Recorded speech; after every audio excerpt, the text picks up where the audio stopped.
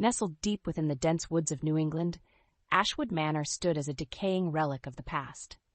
Once a grand estate, it had been abandoned for decades, its walls slowly being consumed by the encroaching forest. The locals spoke of the manor in hushed tones, warning of the eerie happenings and ghostly apparitions that plagued the dilapidated house. Legend had it that the manor was built by the Ashwood family, a prosperous lineage known for their wealth and influence. However, their fortune was marred by a string of tragic events. The eldest daughter, Eliza Ashwood, was said to have been driven mad by a forbidden love affair. In her despair, she took her own life in the manor, leaving a note soaked in blood and tears. Since then, the manor had been cursed, her tormented spirit forever haunting its halls. One autumn evening, a group of 4 friends, eager to uncover the truth behind the legends, decided to explore Ashwood Manor. Sarah, the intrepid leader, convinced her friends Mark, Lisa, and Jake that it would be the perfect adventure. Armed with flashlights, cameras, and a mix of excitement and trepidation, they set off into the woods. As they approached the manor, a chilling wind rustled the leaves, and an owl hooted ominously in the distance. The grand double doors creaked open as if welcoming them into the darkness. The interior was a ghostly shadow of its former glory, cobwebs draped over chandeliers, and the air was thick with dust and decay. Sarah led the way, her flashlight beam cutting through the darkness. The group made their way through the main hall, the floorboards creaking beneath their feet. Suddenly, a cold draft swept through the room, extinguishing their flashlights. Panic set in as they fumbled to reignite them. When the lights flickered back on, they noticed that the room had changed. The once faded wallpaper now appeared vibrant, and the furniture seemed freshly polished. A faint, melancholic melody echoed through the halls. They followed the sound, drawn to its eerie beauty. It led them to a grand parlor where a piano played itself, keys moving as if guided by invisible hands. In the corner of the room stood a figure, her back turned to them. Her long, dark hair cascaded down her back, and her white gown flowed like mist. The friends froze, their breaths shallow. "Eliza?" Sarah whispered, her voice trembling. The figure slowly turned, revealing a face twisted with sorrow and rage.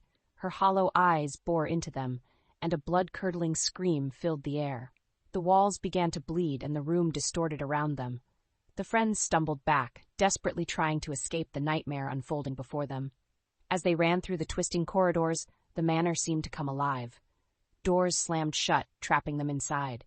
Shadows danced along the walls, whispering their darkest fears. Mark was the first to be taken, pulled into a mirror by ghostly hands. His screams echoed through the halls before fading into silence.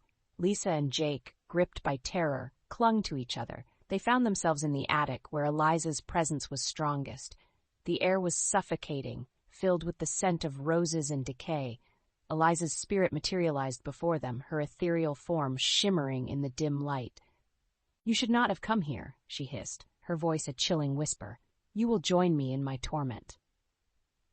With a wave of her hand, Eliza conjured visions of the manor's tragic past. The friends witnessed the Ashwood family's demise, their faces contorted in agony. The walls dripped with blood, and the floor seemed to pulse beneath their feet. Desperate to escape, Lisa and Jake searched for an exit. They stumbled upon a hidden door that led to a secret passage. The narrow corridor was lined with portraits of the Ashwood family, their eyes following the intruders. At the end of the passage, they found a trapdoor leading to the basement. The basement was a labyrinth of darkness and despair. The air was heavy with the stench of decay, and the walls were damp and cold. In the center of the room stood an ancient altar covered in bloodstains. Eliza's spirit loomed above it, her face twisted with malevolent glee. "This is where it ends," she declared, her voice echoing through the chamber. Lisa and Jake realized they had no choice but to confront the vengeful spirit. They found an old journal on a nearby shelf, detailing a ritual to banish Eliza's spirit. With trembling hands, they recited the incantation, their voices growing stronger with each word.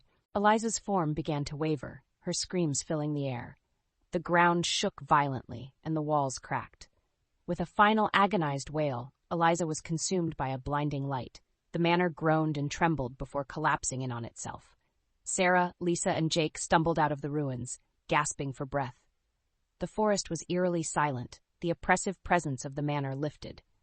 They looked back at the pile of rubble, knowing they had narrowly escaped with their lives. As they made their way back to town, they vowed never to speak of that night again. The memory of Ashwood Manor would haunt them forever, a chilling reminder of the horrors that lurked in the shadows.